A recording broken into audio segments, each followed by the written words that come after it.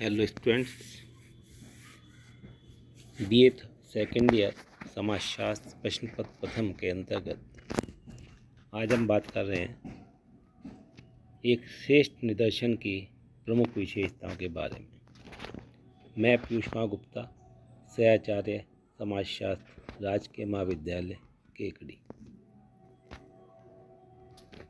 Main characteristics of representative sample को जानने से पहले हमें जानना जरूरी है कि निदर्शन क्या है। तो पिछली वीडियो में हमने बात की थी निदर्शन के बारे में कि एक बड़े समग्र में से कुछ इकाइयों का अध्ययन कर संपूर्ण समग्र के बारे में एक अनुमान लगाना, उसकी विशेषताओं के बारे में जानना, ये निदर्शन की एक प्रणाली है। किंतु उस निदर्शन को कैसे किया जाए, किस बात का हमें ध्यान रखना है, आज हम इस बात पर विचार करेंगे। तो एक श्रेष्ठ निदर्शन की विशेषताओं के बारे में बात करते हुए पीवी यंग का कहना है कि निदर्शन का आकार उसकी प्रतिनिधित्वता का आवश्यक बीमा नहीं है। सापेक्षिक रूप में उचित प्रकार से चुने गए छोटे निदर्शन अनुपयुक्त तरीकों से चुने हुए बड़े निदर्शनों की अपेक्षा अधिक विश्वसनीय हो सकते हैं। कहने का तात्पर्य कि निदर्शन के आकार के आधार पर यह कहना कठिन होता है कि यह वास्तविक रूप में समग्र का प्रतिनिधित्व कर रहा है, क्योंकि हमने निदर्शन किस प्रकार से चुना है, कितना ध्यान रखते हुए चुना है और कितनी उससे हमें अपेक्षा है, इन सब बातों को बहुत प्रमुखता से हमें ध्यान रखना चाहिए। इन्हीं सब बातों को ध्यान में रखते हुए एक श्रेष्ठ निदर्शन की निम्नलिखित प्रमुख विशेषताएं प्रकट होती हैं। पहली विशेषता की बात करें तो समग्र का प्रतिनिधित्व यानी रिप्रेजेंटेशन ऑफ यूनिवर्स एक इसकी विशेषता होती है। किसी भी श्रेष्ठ निदर्शन के लिए यह जरूरी है कि वह समग्र का सही प्रतिनिधित्व करता हो।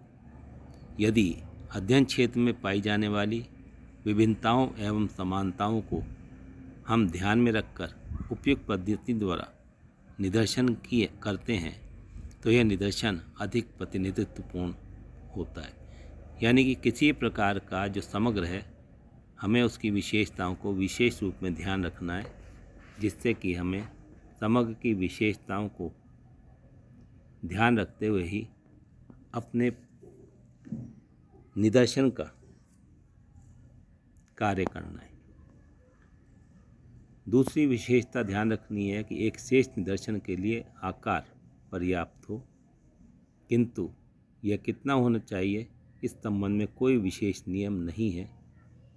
फिर भी हमें एक शोधकर्ता की दृष्टि से यह ध्यान रखना चाहिए कि समस्या और समग्र की प्रकृति के आधार पर इसका अनुपात ऐसा हो कि ना तो बहुत अधिक छोटा हो और ना ही बहुत अधिक बड़ा, क्योंकि ज़्यादा छोटा होगा तब भी यह पूर्ण प्रतिनिधित्व नहीं कर पाएगा और ज़्यादा बड़ा हुआ तब यह हमारे अध्ययन को अनेक प्रकार से कठिनाई पैदा करेगा। निष्पक्षता तीसरी विशेषता कि हमें पक्षपात रहित रहते हुए या पक्षपात पूर्ण ढंग से श्रेष्ठ निदर्शन का चुनाव करना चाहिए, जिससे कि संपूर्ण समग्र का सही प्रकार से प्रतिनिधित्व हो सके। अनुसंधानकर्ता को निदर्शन करते समय अपनी सुविधा, रुचि या स्वेच्छा पर ध्यान नहीं देना चाहिए, अपितु निष्पक्ष रूप से इकाइयों का चयन करना चाहिए। इसके बाद बात करते हैं कि एक श्रेष्ठ निदर्शन उद्देश्य के अनुकूल होना चाहिए, जिससे कि अनुसंधान ठीक ढंग से हो सके। और हमें ये भी ध्यान रखना चाहिए कि हमने जो निदर्शन का चुनाव किया है उसी क्षेत्र की इकाइयों के रूप में करें, जिसका हमें वास्तविक अध्ययन करना है। एक श्रेष्ठ निदर्शन की कुछ अन्य विशेषताएं: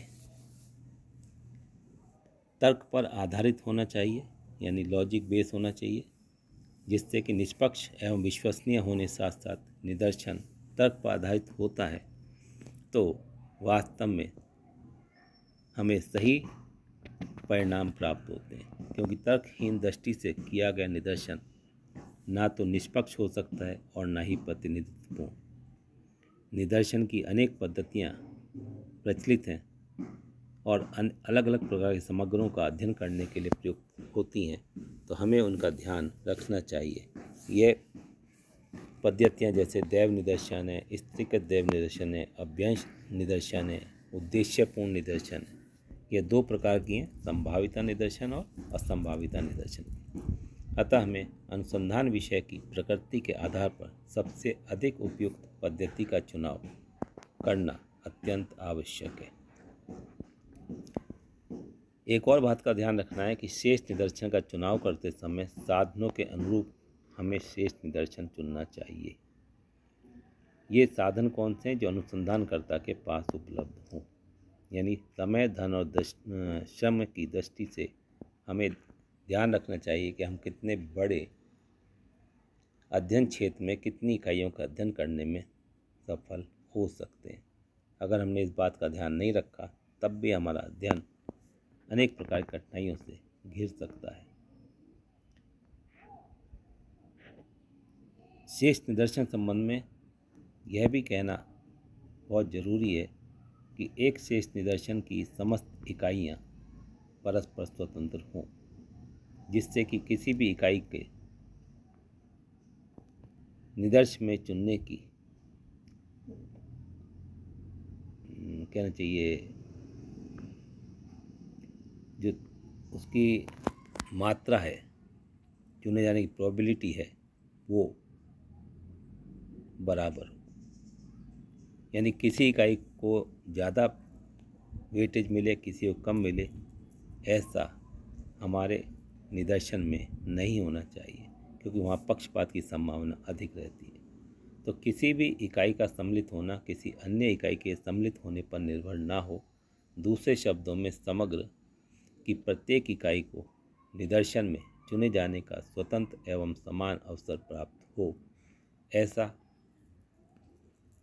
हमें अपने ध्यान में रखना चाहिए। इसी संबंध में पार्टन नामक विद्वान ने भी कहा है, एक श्रेष्ठ निदर्शन की विशेषताओं का उल्लेख हम इस प्रकार से कर सकते हैं कि सर्वेक्षण और अनुसंधान में वह निदर्शन उत्तम होता है जो कुशलता, प्रतिनिधित्व, विश्वसनीयता तथा लोच की आवश्यकताओं की पूर्ति करता हो। यहाँ लोच से मतलब कि उसमें यदि कहीं परिवर्तन की आवश्यकता हो तो परिवर्तन संभव हो। अनावश्यक व्यय बचाने की दृष्टि से निदर्शन को पर्याप्त छोटा होना चाहिए तथा असह्य त्रुटि को दूर करने के लिए इसे पर्याप्त बड़ा भी होना चाहिए। कहने का तात्पर्य है कि निदर्शन कितना बड़ा या छोटा होगा, ये सब कुछ एक अनुसंधानकर्ता के ऊपर निर्भर करता है और उसके पास उपलब्ध संसाधनों के ऊपर भी इस बात का निर्णय लेने की छूट होती है कि वह कितना बड़ा निदर्शन ले सकता है किसी अध्ययन को करने के लिए। आज के लिए इतना ही। धन्यवाद।